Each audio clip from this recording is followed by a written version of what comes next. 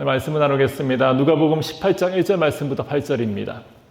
예수께서 그들에게 항상 기도하고 낙심하지 말아야 할 것을 비유로 말씀하여 이르시되 어떤 도시에 하나님을 두려워하지 않고 사람을 무시하는 한 재판장이 있는데 그 도시에 한 과부가 있어 자주 그에게 가서 내 원수에 대한 나의 원한을 풀어주소서 하되 그가 얼마 동안 듣지 아니하다가 후에 속으로 생각하되 내가 하나님을 두려워하지 않고 사람을 무시하나 이 과부가 나를 번거롭게 하니 내가 그 원한을 풀어주리라. 그렇지 않으면 늘 와서 나를 괴롭게 하리라 하였느니라. 주께서 또 이르시되 불의한 재판장이 말한 것을 들으라. 하물며 하나님께서 그 밤낮 불을 짖는 자들의 원한을 풀어주지 아니하겠느냐. 그들에게 오래 참으시겠느냐. 내가 그 너희에게 이르노니 속히 그 원한을 풀어주리라. 그러나 인자가 올 때에 세상에서 믿음을 보겠느냐 하시니라. 아멘. 우리가 1절 말씀부터 8절 읽었는데 불의한 재판관과 과부의 비유입니다. 이 말씀을 읽으면서 어떤 생각이 드셨습니까? 어쨌든 기도에 대한 말씀이잖아요. 기도는 이렇게 하는 거구나. 정말 쉬지 않고 끝까지 매달리면서 밀어붙여야지 응답을 받는구나. 그런 생각 드시지는 않으셨습니까? 1절에서 그런 말씀하셨죠. 예수께서 그들에게 항상 기도하고 낙심하지 말아야 할 것을 비유로 말씀하셨다. 주님의 의도는 지금 기도에 대해서 쉬지 않고 기도하라는, 열심을 다해서 기도하라는 그 말씀을 지금 주시고자 함이었습니다. 그래서 저 또한 이 말씀을 읽을 때마다 제 기도 생활을 돌아보는 거죠. 내가 좀 더 끈질기게 기도했어야 되는 것이 아닌가. 응답을 받지 못하는 이유가 내가 열심히 부족했던 이유가 아닌가. 더 해야지. 그런 생각도 해보았습니다. 그런데 읽어나다가 참 뭔가 막혀있는 듯한 답답한 구절이 한 구절 있어요. 마지막 8절입니다. 내가 너희에게 이르노니 속히 그 원한을 풀어주리라. 그러나 인자가 올 때 세상에서 믿음을 보겠느냐. 여러분 이상하지 않습니까? 앞에는 속히 원한을 풀어주겠다라고 말씀하셨잖아요. 기도하면은. 근데 바로 이어서 세상에서 믿음을 보겠느냐라고 말씀하고 있어요. 응답은 확실하게 약속해 놓으셨는데 동시에 믿고 기도하는 사람은 찾기 어렵다라고 지금 말씀하고 있는 거예요. 뭔가 논리적으로 맞지 않는 듯한 느낌을 받지 않으십니까? 세상에는 분명 억울한 사정으로 기도하는 이들이 많습니다. 앞으로도 없어지는 보장이 없죠. 더 많아질지 몰라요. 그것은 주님 오시는 그날까지 계속해서 하나님께 품고 놓고 기도할 이들이 많다라는 거죠. 더 간절히 기도할 거예요. 더 뜨겁게 기도할 거예요. 더 끈질기게 부르짖을 겁니다. 그런데 주님께서 말씀하시는 거는 그날에 내가 볼 때에는 아니라는 거죠. 그게 다 기도가 아니라는 거예요. 여기서 우리가 붙잡아야 될 주제가 바로 이겁니다. 주님은 왜 이렇게 말씀하셨을까? 그렇다면 도대체 기도는 무엇이고 믿음이라는 것은 또 무엇일까라는 그런 내용이죠. 이 말씀이 우리가 과연 우리에게 어떤 도전과 어떤 위로가 되는 말씀인지 함께 살펴보기를 원합니다. 말씀에는 두 명의 인물이 등장합니다. 바로 재판관과 과부입니다. 먼저 재판관을 보자면 이스라엘 전통에서 재판관은 단순히 법을 집행하는 공무원이 아니에요. 하나님의 뜻을 백성들 가운데 실현하는 공의의 대리자와 같다라고 할 수 있죠. 신명기 16장 18절 말씀도 20절 말씀에 보면은 이렇게 명령합니다. 너희는 재판관들을 향해서 너희는 공의로 재판하고 재판을 굳게 하지 말며 사람을 외모로 보지 말고 뇌물을 받지 말라. 너희는 마땅히 공의를 따르라. 또 역대하 19장 6절과 7절에서는 여호사밧 왕은 재판관들을 향해서 너희가 사람을 위하여 재판하는 것이 아니요 여호와를 위하여 하는 것인즉 재판할 때 그가 너희와 함께 하시느니라. 그런즉 너희는 여호와를 두려워하는 마음으로 삼가 행하라 라고 말씀하고 있어요. 여기서 분명히 알 수 있는 게 있죠. 재판관의 첫째 덕목은 하나님을 두려워하는 마음입니다. 사람의 눈치가 아니라 하나님의 공의만을 따르는 것이 그들의 가져야 될 일원칙이라는 거죠. 그런데 오늘 본문에 나와 있는 이 재판관은 전혀 달랐습니다. 2절입니다. 이르시되 어떤 도시에 하나님을 두려워하지 않고 사람을 무시하는 한 재판관이 있는데, 이 사람은 하나님을 두려워하지 않습니다. 하나님을 두려워하고 공의를 행하는 것이 그들의 원칙인데, 그들이 지켜야 될 것인데, 이 사람은 하나님을 두려워하지 않아요.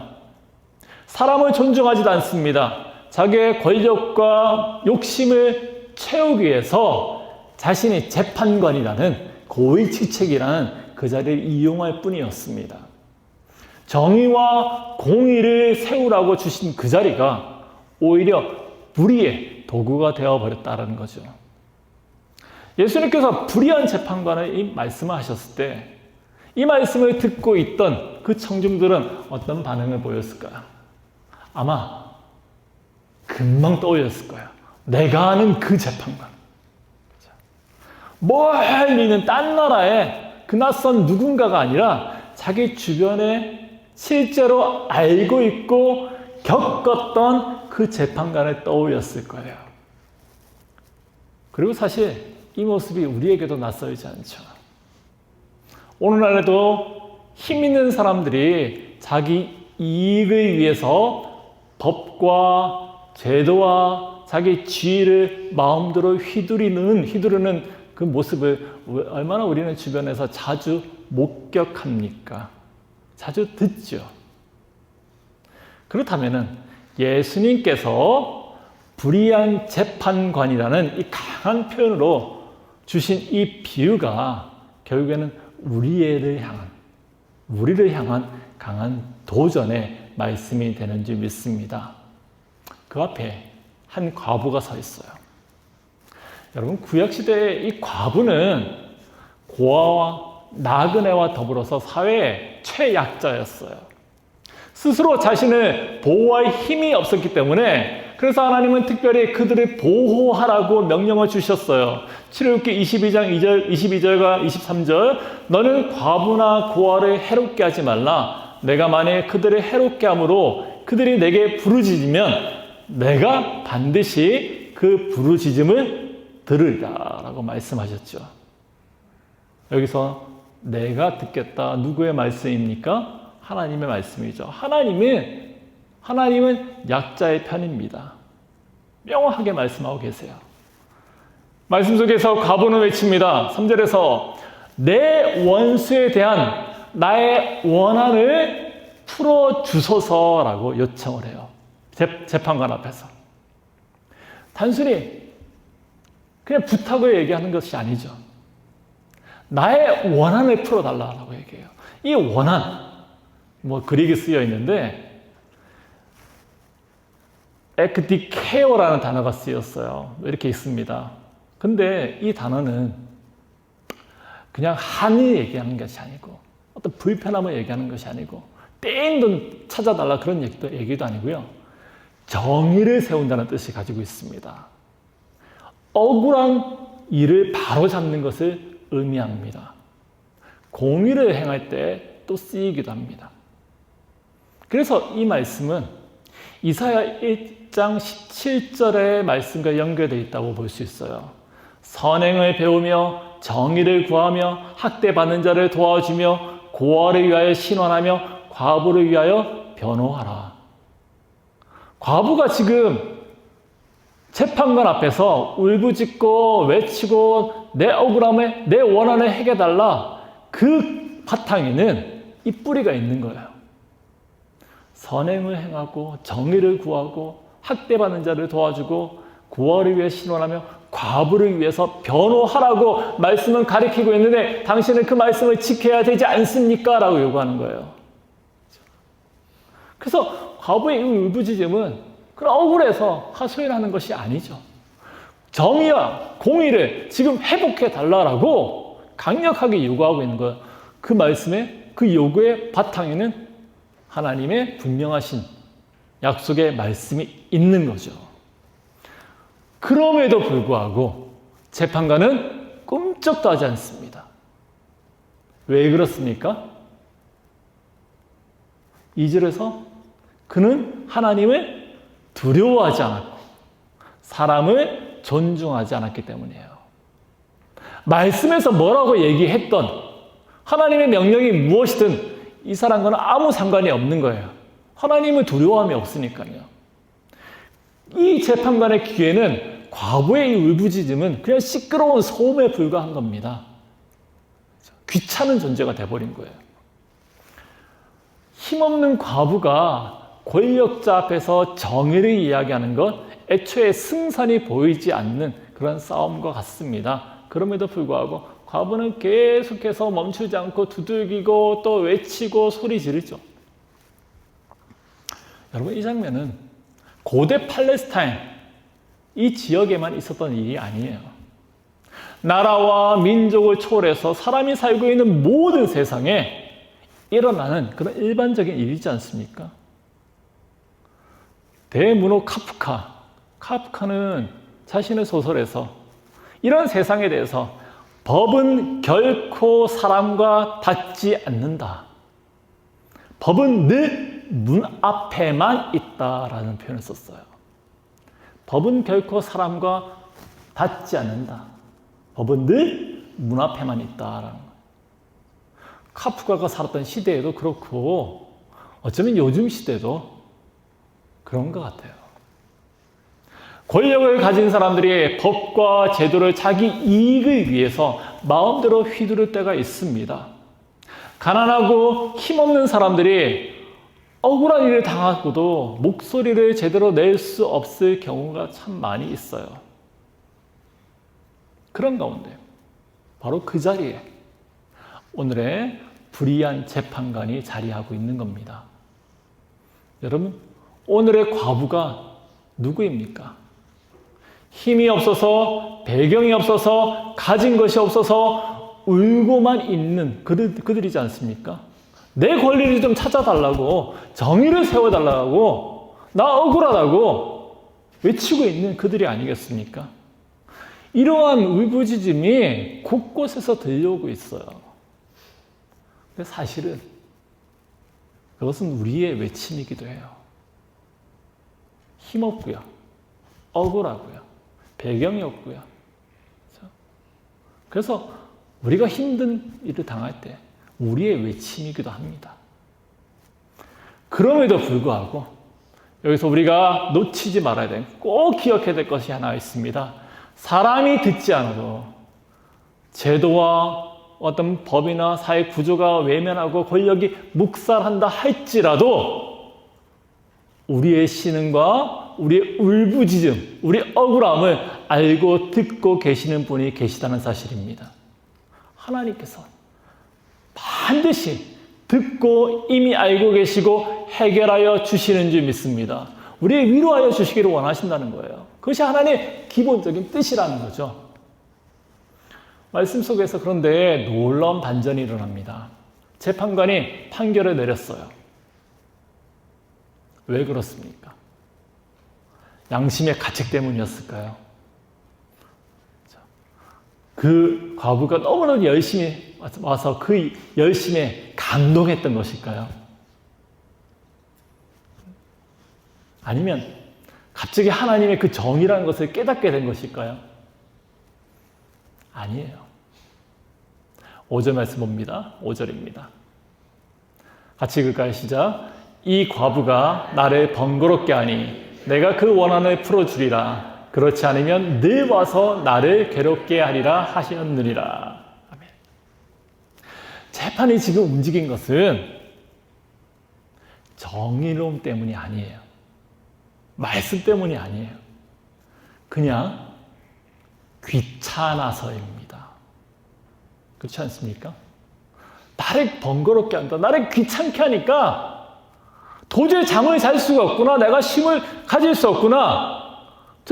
저 여인의 입을 좀 막아야 되겠다. 그래서 내가 원한을 풀어주겠다는 거예요. 재판을 해주겠다는 거예요. 그의 속마음은, 그 중심은 조금 도 변하지 않았습니다. 여전히 그는 불의한 재판관이었어요. 이게 바로 세상의 민낯이 아닙니까? 정의를 외쳤는데, 근데 돌아온 판결은 정의가 아니라 귀찮음이야. 귀찮음. 전도서 3장 16절은 이렇게 말하고 있죠. 재판하는 곳에 악이 있고 정의로운 곳에도 악이 있도다예요. 전도서 기자는 사회에 움직이는 그 원리를 너무 적나라하게 고발하고 있는 겁니다. 세상에서 재판이 있다는 것에 그 어느 것보다 정의롭고 공정하고 제대로 된 판결이 있어야 되는 그곳에도 악이 있다는 거예요. 정의가 선포되는 그곳에 여전히 악이 있더라는 거예요. 우리가 사는 세상이 그렇습니다. 재판관은 결국에 과부의 억울함을 풀어주겠다라고 말해요. 근데 비유가 거기서 끝나지 않죠. 여기서부터 우리가 조금 더 상상을 해봐야 됩니다. 자, 과부는 해결을 받았잖아요. 과부는 어떻게 했을까요? 자, 드디어 해결됐구나. 이제 기쁜 마음으로 집에 돌아갈 수 있겠구나 하고 룰루랄라하면서 집으로 갔겠습니까? 이 재판관의 그 속마음, 그 귀찮아하는 그 마음도 전혀 알 수 없고 감사하면서 어쩔 줄 몰라면서 이렇게 고개를 숙이고 또 숙이고 그러면서 집으로 갔을까요? 아니면은 자기는 어깨를 두들기면서 내가 이렇게 고생했지. 정말 잘했다, 잘했어. 그렇게 하면서 자기의 가는 길을 갔을까요? 근데 보통 그렇지 않습니까? 원했던 기도가, 원했던 소원이 이루어졌으니까 이제 다 이루었잖아요. 다 이루었으니까 집으로 가는 게 마땅하죠. 더 이상 재판관을 괴롭힐 이유도 없는 겁니다. 그런데 이것이 기도라면, 이 기도를 우리는 이렇게 한다면 내 문제의 해결이다. 기도는 내 문제를 해결하면 받는 것이 전부다라고 하는 그런 좁은 틀에 가둬버리는 거예요. 기도는 오로지 나의 문제만 해결할 뿐이다라는 거죠. 근데 조금 더 깊이 생각해 봅시다. 이 여인이 가졌던 이 원한, 억울함, 그 이유는 단순하게 개인적으로 참 힘든 그 어려움 때문이었을까요? 돈 얼마를 떼었기 때문에 그 문제를 해결함을 받기 위함이었을까요? 그 이유는 무엇이라고 얘기합니까? 재판자에게 나의 원한을 풀어달라라고 이야기하지 않았습니까? 본문에서 이 원한은 정의와 공의로움과 연결되어 있는 그런 단어라고 말씀드렸어요. 그렇다면 이 과부가 가졌던 이 원한이라는 것은 단순하게 사적인 그의 개인적인 그런 감정일 뿐만 아니라 사회 구조적으로 악이 가득한 그 곳에 있음으로 해서 겪게 되는 그런 구조적인 문제라고 볼 수 있는 거죠. 이 과부만 겪는 문제가 아니라는 거예요. 과부도 겪었지만 또 다른 과부가 그곳에 있고요. 또 다른 과부가 동일한 문제로 고통을 겪을 수 있다라는 거죠. 이해되십니까? 재판관은 지금 과부의 문제를 해결해 줬어요. 근데 해결해 준 이유는 그 사회가 잘못되었기 때문에, 그것이 악이기 때문에 그 악함을 근본적으로 도려내고 해결하다는 것이 아니라 재판관은 귀찮아서예요. 여전히 그 문제는 자리하고 있는 겁니다. 그 사회에 가득한 그 악은 여전히 그곳에 가득하다는 거예요. 과부가 그토록이나 울부짖으면서 구했던 그 원한은 해결되지 않은 상태로 그 그 자리에 그대로 있는 거예요. 제대로 된 해결이라면 그 문제가 완전히 풀릴 때까지, 정의가 회복될 때까지 멈추지 않고 계속해서 외치는 것밖에 방법이 없지 않겠습니까? 그런데 대부분의 사람들은 그렇지 않습니다. 왜냐하면 인간들은 근본적으로 내 문제만 해결되면 안심하기 때문이에요. 돌아보지 않습니다. 그런데 주님은 이 비유를 말씀하시면서 아주 중요한 한마디를 덧붙였어요. 무엇이죠? 8절입니다. 그러나 인자가 올 때 세상에서 믿음을 보겠느냐라고요. 예수님의 이 말씀은 단순한 질문이 아니에요. 이 말씀은 우리의 지금 심령을, 우리 중심을 찔러 쪼개는 그런 고통을 주는 말씀이에요. 너는 열심히 기도했다고 하는데, 그래, 해결됐다고? 그럼 그것으로 만족해? 근데 너의 옆에 있는 저 사람은 똑같은 문제 때문에 힘들어하는데 어떡하겠니? 끝까지 그 문제를 놓고 기도하고 있니? 과연 기도하고 있느냐라고 묻고 있는 겁니다. 만약 우리가 이 말씀을 전체를 쭉 읽으면서 보통 그렇게 들어요. 열심히 기도하면 내 소원은 반드시 이루어진다라는 그런 차원에서 이해할 수가 있어요. 맞아요. 1차 조건은 그래요. 기도는 열심히 해야 되는 겁니다. 낙심하지 않고 꾸준히 쉬지 않고 해야 되는 겁니다. 근데 거기만 그친다면 예수님을 오해하는 겁니다. 예수님이 지금 기도를 가리키면서 지금 그 중심에 두고 있는 메시지는, 기도의 핵심은 정의와 공의입니다.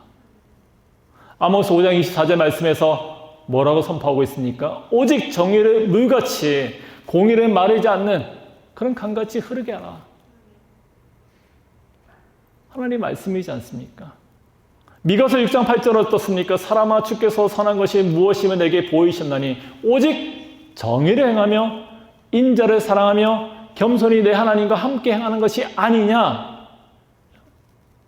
하나님께서 원하시는 기도, 하나님이 원하시는 예배는 내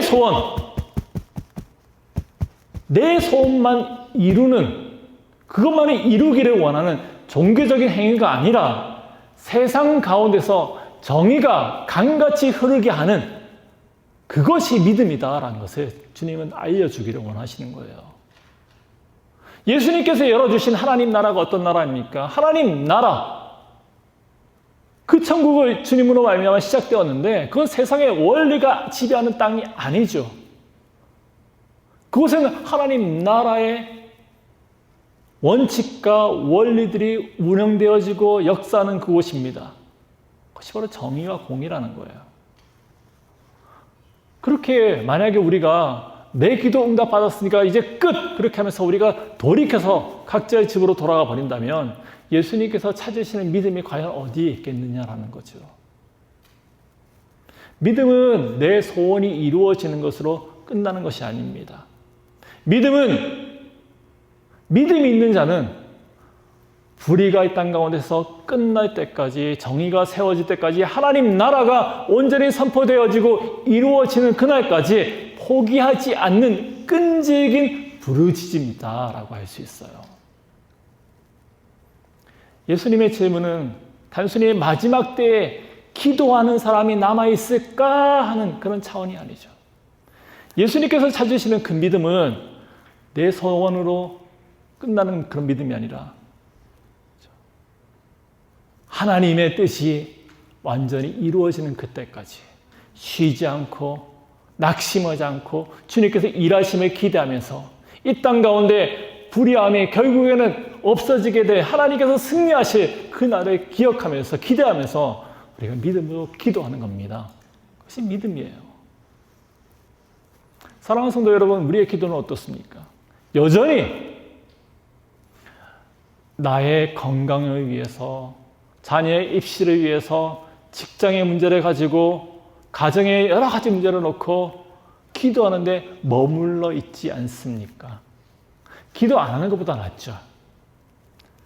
그 문제들이 하나님께 올려드리는 건 잘못이 아닙니다. 당연히 해야 되는 거예요. 그런데 문제는 거기서 멈추어 버린다는 거죠. 우리의 기도는 확장되어지고 자라나야 하는 것입니다. 더 넓어지고 더 깊어지고 더 먼 곳을 바라보는 그런 기도가 되어야 된다는 거죠. 그래서 우리 기도 가운데 나라를 품고 민족을 품고 세계를 품고 기도할 수 있는, 그렇게 기도해야 되는 이유가 바로 여기 있는 거예요. 얼마 전에 세계에서 정말 화제가 된 넷플릭스 영화 하나가 있죠. 무엇이죠? 여러분들은 이 문화생활을 잘 안 하시는군요.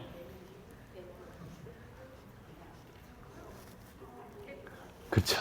캐대역. 꼭 이렇게 물어보면 또 이제 대답하죠. 안 본 것처럼 하시다가 저도 봤습니다. 캐대헌. K-pop 데몬 헌터스. 맞죠.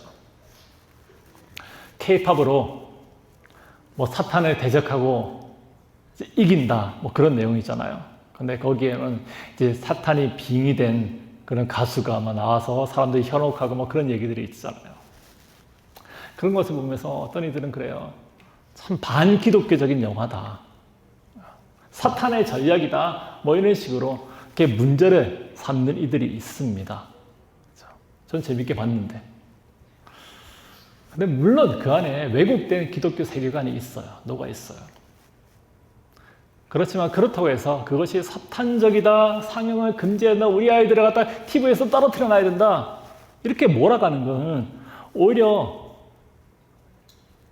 사탄이 보기에는 참 어리석구나라는 그 미숙한 대응일 수도 있다라는 거죠. 사탄은 그렇게 내놓고 나 사탄이다 그렇게 얘기하잖아요. 거기 영화에 거기 귀신의 왕 불꽃처럼 거기서 목소리가 누구예요? 이병헌이죠. 이병헌이 목소리 내면서 나 사탄이야 이렇게 사탄이 얘기하지 않습니다. 훨씬 더 교묘하게 감추고 속이고 있어요. 솔직히 말해서 아이들이 그 영화를 보고 춤추고 노래한다고 해서 그 아이들이 교회를 쉽게 떠나지 않습니다. 그렇죠? 그럼 왜 떠나죠? 그 진짜 이유 중에 하나는 세상의 불의함과 억울한 눈물 앞에서 교회가 너무나도 침묵하고 있음을 알고 있기 때문이에요. 그것을 보았을 때 왜 교회는 그렇지? 왜 아무 목소리를 내지 않지? 왜 우리 교회는 서로 교회 안에서 다투고 멱살잡이 하는 것밖에 안 보이지? 왜 우리 엄마 아빠는 교회 열심히 다니고 하는데 왜 집에 와는 교회 와서 교회 욕만 하지? 왜 교회에서 뭐 한다는데 근데 엄마 아빠의 모습은 아니죠. 괴리가 일어나는 거예요. 얼마 전에도 한국에서 그런 뉴스 났잖아요. 한국에 아주 내노라는 기독교의 지도자들이 모여서 1년에 한 번씩 조찬 기도회라는 걸 합니다.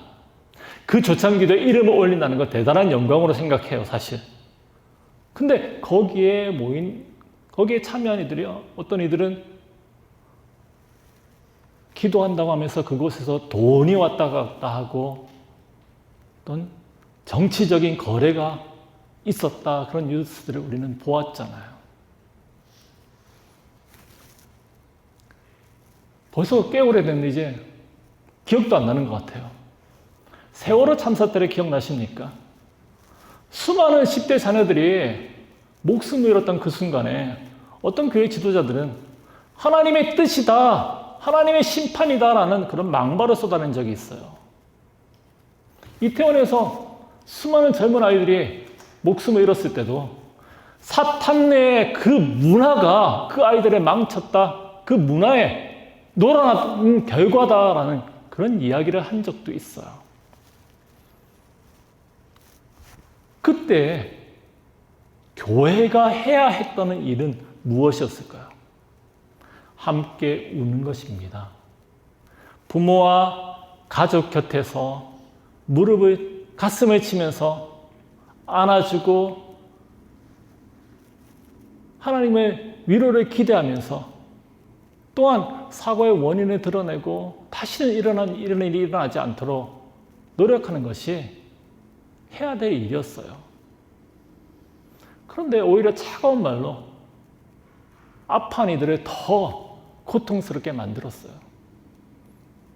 그런 모습을 보면서 믿지 않는 이들 뭐라고 생각합니까? 교회가 세상보다 못하다는 그런 얘기 하지 않아요. 그래서 교회 문을 떠나는 거예요. 교회에서 싸우는 거 본 아이들, 교회 주차장에 경찰차가 막 들어오고요. 경찰들이 가드를 쓰고요. 이런 모습을 본 아이들 절대 교회 안 나옵니다. 그렇죠? 사랑하는 여러분, 예수님이 찾으시는 믿음은 단순하게 나의 기도만에 응답받는 그런 믿음을 요구하는 것이 아니에요. 예수님께서 찾으시는 믿음은 하나님의 나라와 그 정의가 드러날 때까지 끝까지 포기하지 않는 그런 믿음입니다. 이 땅 가운데 분명 불의의 사고가 있을 수 있어요. 인간의 악함들이 지배하는 곳이기 때문에 그 결과로 욕심 때문에 안타까운 일들이 분명히 일어납니다. 그렇지만 그것을 놓고 하나님 아버지 다시는 이 땅에 이런 일들이 일어나지 않기를 원합니다. 이 땅의 불의들을 꺾어주시고 하나님께서 역사하시는 그 나라 되게 허락하여 주시옵소서. 이런 기도가 우리 가운데 계속 일어나야 된다는 거죠. 여전히 세상은 악하고 불의와 원한과 부조리들이 넘치고 또 넘칠 거예요. 그럼에도 불구하고 하나님 나라를 꿈꾸는 것이 무엇입니까? 낙심하지 않는 거예요. 하나님께서 반드시 그 나라를 완성시키는 그 날이 올 것이다. 온다라는 그 약속을 믿고 끝까지 품고 기도하는 거예요. 그것이 바로 믿음인 줄 믿습니다. 그래서 주님은 우리에게 오늘도 묻고 있는 거예요. 인자가 올 때 너의 삶 가운데서 너의 믿음을 보이겠느냐라는 거예요. 너는 정말 믿음이 있느냐라고 우리에게 묻고 있는 거죠. 기도는 때로는 달걀로 바위를 치는 것처럼 어려운, 정말 불가능에 가깝다라고 느낄 때가 있어요. 메마른 땅에 씨를 뿌려대는 것처럼 그럼 보일 때가 있습니다. 기도한다고 세상에 바뀌는 것 같지도 않아요. 현실은 여전히 어둡고 불의가 가득해 보입니다. 그렇지만 기억하기 원합니다. 하나님의 정의는 그 작은 기도의 씨앗에서 시작되는 겁니다. 작은 기도가 역사를 바꾸는 것입니다. 한 사람의 눈물 어린 그 기도가 교회를 살리고요, 공동체를 살리고요, 나라와 세상을 변화시키는 줄 믿습니다. 여러분들이 속해 있는 소그룹을 넣고 여러분들이 기도하셔야 돼요. 여러분들 소그룹 속에 그 누구가 변하는 것이 아니라 내가 기도해야 되는 거예요. 내가 기도하고 내가 끊임없이 내가 이 교회 공동체를 향해서 하나님의 마음을 품고 기도하며 나갈 때 하나님께서 그 일들을 이루어 주시는 줄 믿습니다. 그것이 우리가 품어야 될 믿음이라는 거죠. 우리 역사 속에 분명한 증거들이 있지 않습니까? 일제강점기에 수많은 교회 지도자들이, 성도들이 우상 앞에 무릎을 꿇었습니다. 그렇지만 소수의 몇 사람들 신사참배를 거부하면서 감옥에 갇히고 죽음의 그 위협 속에서도 기도를 멈추지 않았던 이들이 있었습니다. 독재 시절은 어때요? 권력에 아부하면서 그들에게 축복 기도를 서슴없이 했던 그런 이들이 있었습니다. 그럼에도 불구하고 포기하지 않고 자유를 위해서 무릎을 꿇고 기도하는 이들이 있었어요. 그때는 아무런 힘이 없는 씨앗 같아 보였지만 하나님께서는 그 눈물의 기도를 사용하셔서 새로운 시대를 열어주셨습니다. 그리고 그렇게 열어가시고 계세요. 오늘도 마찬가지입니다. 여러분의 가정 가운데서 흘리는 여러분의 눈물이 가정을 변화시키는지 믿습니다. 나는 너무나도 미약한데, 나는 힘이 없어요. 우리 남편 목소리가 더 커요. 괜찮아요. 남편의 목소리, 도저히 비교가 안 되는 하나님의 목소리가 있습니다. 하나님의 귀가 있어요. 공동체 가운데서 간절하게 내가 할 줄 아는 나는 아무런 봉사할 수 있는 힘도 없고요, 지혜도 없고요, 능력도 없어요. 기도합니다. 근데 그 기도가 가장 큰 일입니다.